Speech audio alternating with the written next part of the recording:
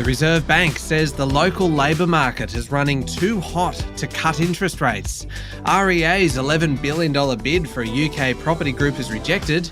And Kamala Harris comes out a points winner against Donald Trump in the US presidential debate, but maybe Taylor Swift delivered the knockout blow.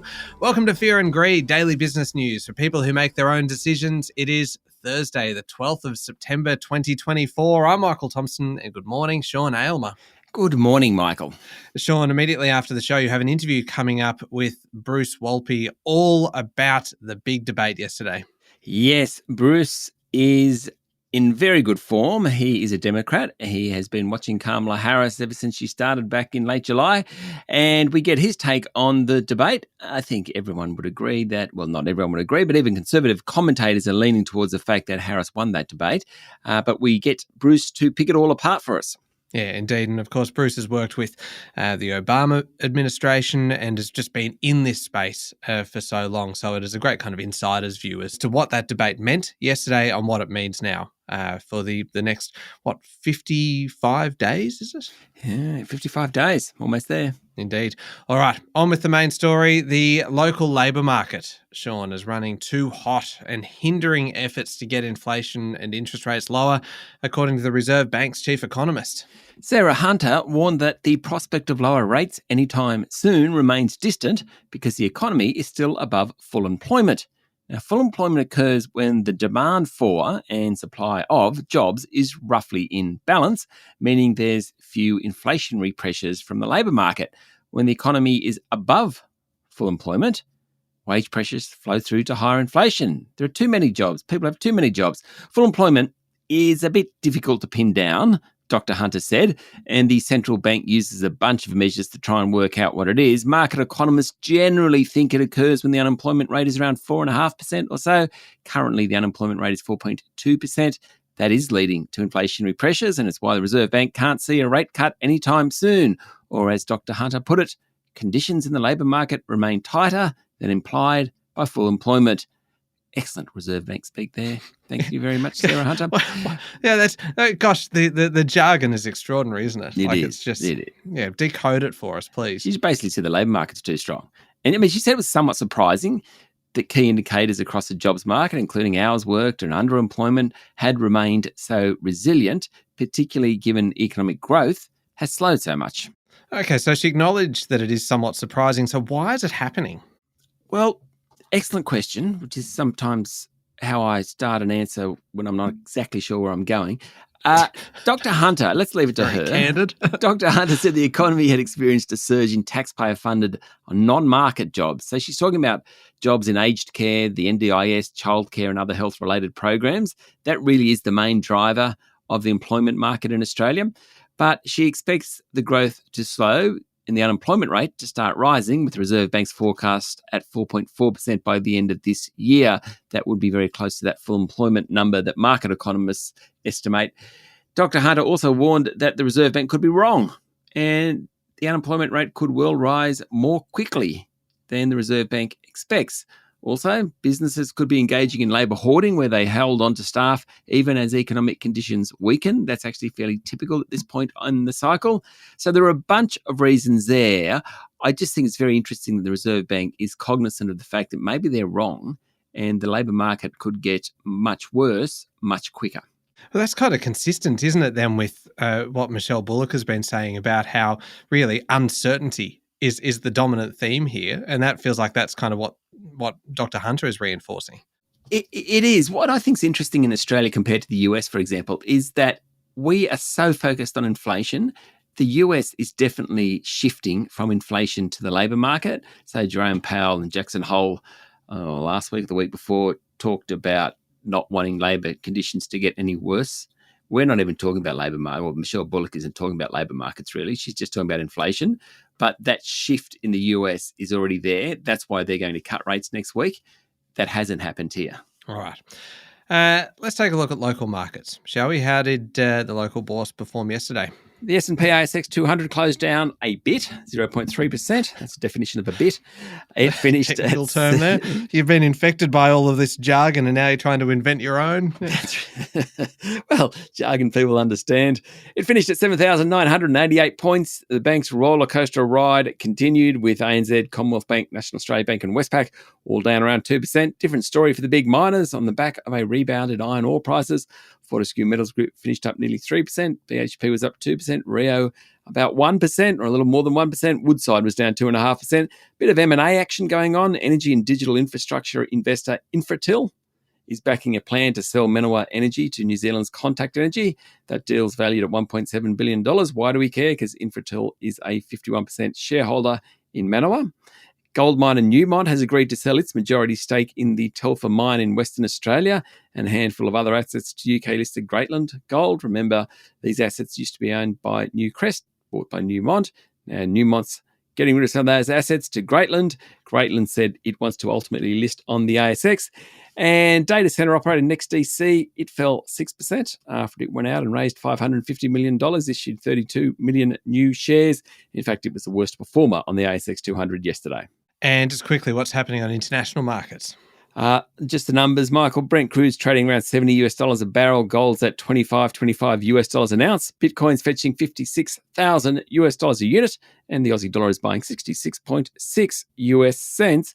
Why am I interested in that? Because, Michael, today's episode of Ask Fear and Greed, all about the Aussie dollar.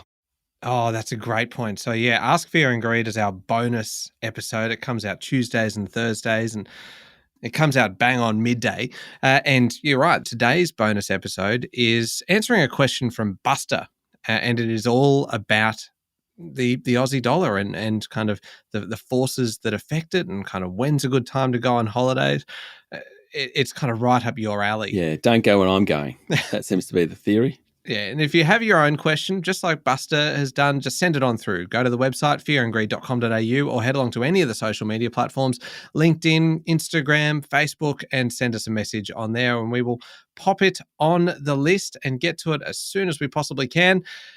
That's coming out at midday, so keep an eye on your playlist. In the meantime, Sean, we'll be back in a moment with the rest of the day's business news.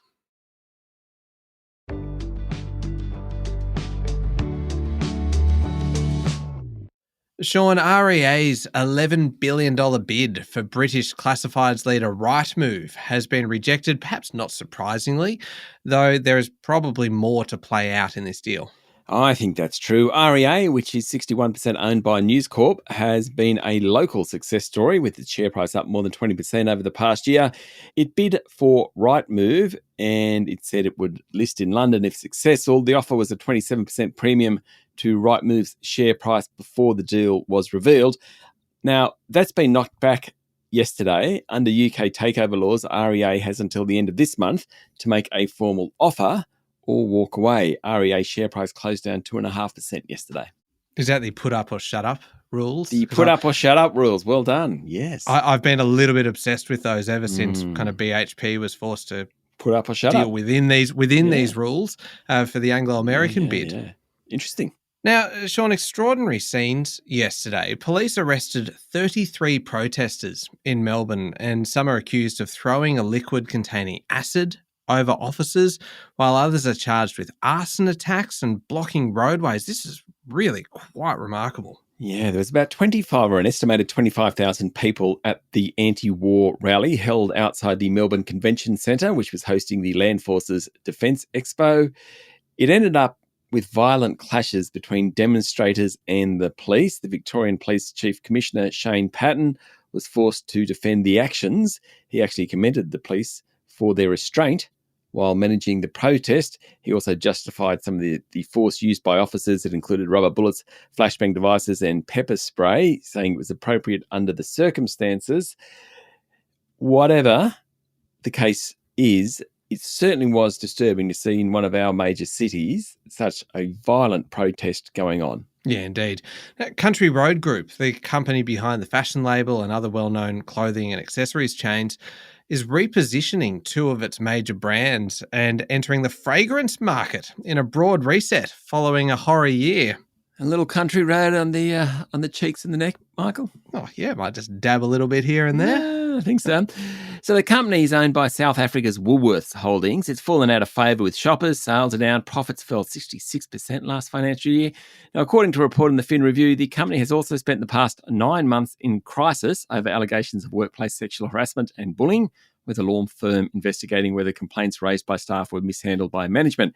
Country Road has now told staff it will make major changes to its brands. It will introduce cheaper products at its men's suit brand Politics and offer more smart casual options. At Mimco, which sells women's leather accessories, it plans to launch lower entry-priced bags and increasingly offer more non-leather bag products. At Country Road, which was founded in 1974, known for its basics, denim dresses, T-shirts, chambray shirts, very big in my time, homewares, that sort of stuff. Well, it plans to launch a scent for the first time. Gee, I don't think you can get a chambray shirt at Country Road anymore. Don't know. Haven't been there for years. That seems like an odd assignment you've just set yourself. Yeah. Today. You're going shopping on the Fear and Greed card. Fear and Greed scent. Is that an idea? Oh. Now, what would it smell like, though? Just pheromones. Just and all musk. over. Yeah. Sea salt and money. That's what it smell like. Yes. Yeah. Goodness me. I like it. I reckon that's a revenue stream. We'll put it to Adam. The chairman of the ASX, Damien Roach, will retire next month after 4 years as head of the board of the share market operator, a period notable for the failed rollout of critical settlement and clearing infrastructure known as CHESS. Mr. Roach will be replaced by former Westpac banker David Clark, who's currently chair of property investor Charter Hall. Mr. Clark will join the board immediately. Now, Mr. Roach leaves after the Australian Securities and Investments Commission sued ASX Limited, alleging the company misled investors about the failure to upgrade CHESS with blockchain technology, a disaster that ultimately led to a $250 million write-down and a slump in ASX Limited's share price. That action has been taken against the company, mind you, not the individual directors. Mr. Roach became chair of the ASX in 2021. That was a year before the company revealed its problems. He's been in the firing line ever since. He's actually been a director of the company since 2014. He'll formally retire at the AGM. Sean, there's been very little good news for lithium miners recently, with tumbling prices sending valuations south. But the closure of a lithium mine in China has triggered a surge in local lithium players. The 4 best performing stocks on the ASX 200 yesterday were Mineral Resources and Liontown Resources, both up 16%, Pilbara Minerals up 14%, and Arcadium Lithium up 11%, all lithium plays. There were reports that Chinese electric vehicle battery maker CATL had suspended 2 of its mines in China. That was expected to cut Chinese supply sharply, about 8% in fact, and lithium prices jumped. Ahead of yesterday, lithium prices had dived to their lowest level since 2021 as soft demand from China and waning appetite for electric vehicles collided, pardon the pun, with an oversupply of the battery material, leading to higher inventories. Also helping Mineral Resources yesterday was news that the Foreign Investment Review Board had approved the sale of a 49% interest in the Onslow Iron Hall Road, worth $1.3 billion, to Morgan Stanley Infrastructure Partners. All right, turning to international news now, and Vice President Kamala Harris was the winner of the US presidential debate yesterday, according to most pundits, though the hardest blow against Donald Trump came moments after the debate actually ended, when pop superstar Taylor Swift told her 283 million followers that she'd be voting for Ms. Harris. In terms of influencers, no one is as big as Taylor Swift. And she said Ms. Harris fights for the rights and issues she believes in, and she signed her name Taylor Swift, Childless Cat Lady. Of course, a reference to a comment made by Vice President hopeful J.D. Vance a little while ago. The debate itself was robust. Would you agree, Michael? Oh, yeah. Yeah, it was fascinating to watch, actually. A completely different debate to what we saw last time, of course, between Trump and Joe Biden. Yeah. Kamala Harris started slowly, but she really warmed into the battle. So in those sort of early minutes, I think Donald Trump landed blows around the economy, around immigration. He continued to harp on about immigration. But the further the debate went on, the more Kamala Harris was able to bait the former president. he got to the point where he was talking, he repeated the debunked claims about Haitians eating pets. That was probably the most ridiculous point of it. Harris attacked Trump on abortion, his fitness for office, his reputation among global leaders, and his reputation among the military. And she basically said he was unworthy of the role of president. Now, the race remains very tight. Yesterday's performance by Harris, plus Taylor Swift's critical endorsement, did nothing to discourage Democrat hopefuls. How about the handshake at the start, Sean? I thought that was, it looked like it had all the makings of a very awkward moment because Donald Trump did not look like he wanted to shake hands, and Kamala Harris just went straight in and charged across the stage and introduced herself, Kamala Harris. Good to meet you, kind of thing. Fantastic. And you're like, yeah, it's just... That is fantastic. Yeah, reinforcing the fact that they had never actually met prior to this point. There's no handshake at the end, was there? I didn't see a handshake at the end. No, I don't think there was. I don't think they'd be feeling particularly friendly towards each other by the end, would they? I don't think they were particularly friendly at the beginning either, but there was still a handshake there. Yeah, amazing. It's good fun. Yeah, and definitely have a listen as well to the interview coming up after the show with Bruce Wolpe, because he goes into all of this and he knows this space so well, as we mentioned before. Now, Apple has suffered a significant defeat after the EU's top court ruled the iPhone maker must pay 13 billion euros in back taxes, overturning an earlier decision in the big tech group's favour. The ruling relates to a 2016 case when the EU's competition watchdog said Ireland had given the company an illegal sweetheart deal amounting to a tax rate of less than 1%. The European Court of Justice said in its final ruling that it confirms the European Commission's 2016 decision. Ireland granted Apple unlawful aid, which Ireland is required to recover. Now, Apple's chief executive, Tim Cook, has previously dismissed the Commission's position. He called it total political crap, according to the FT. I'm sure he's changed his mind now. The case has been watched carefully across the globe as a watershed moment for big tech's tax affairs in Europe. Meanwhile, Brussels also won a landmark antitrust case against Google after the European Court of Justice ruled the search giant abused its market power by ranking its shopping services over rivals, granting itself an illegal and unfair advantage. The court upheld a $2.4 billion EU competition fine against the company in the case. Two very big decisions against the tech guys. Yeah, massive day. One last one. A Novo Nordisk weight loss drug is safe and effective in children as young as 6, according to a new company-funded study, opening the way for the drug to become the first treatment for obesity to be made available to the age group. So that age group, that 6 to 12 age group, 20% of children are considered obese. Now, the study looked at, I think it was only 88 children aged 6 to 12, using injectable pens for just over a year, saw a 7.4% reduction in their body mass index compared to those on a placebo, according to the trial. Liraglutide is a diabetes and weight loss treatment in the same GLP-1 class of drugs as Ozempic and Wegovy treatments. They're also Novo Nordisk products. The company will now seek regulatory approval from the US Food and Drug Administration and then from European Medicines Agency, presumably eventually here in Australia, to expand the use of liraglutide to under 12s. At the moment, there is no pharmaceutical treatment approved for general obesity in that 6 to 12 year age group. So if it does get through the clinical trials, it is quite a step forward. Yeah, indeed. All right, now I mentioned a number of occasions now, the interview coming up next with Bruce Wolpe, definitely worth a listen. And the other thing that's worth a listen today, Sean, and I forgot to mention this yesterday, you did too, is the new episode of our sister podcast, How Do They Afford That? It is this week all about, it's featuring one of our favourite guests from Fear and Greed, would you believe, Roger Montgomery from Montgomery Investment Management.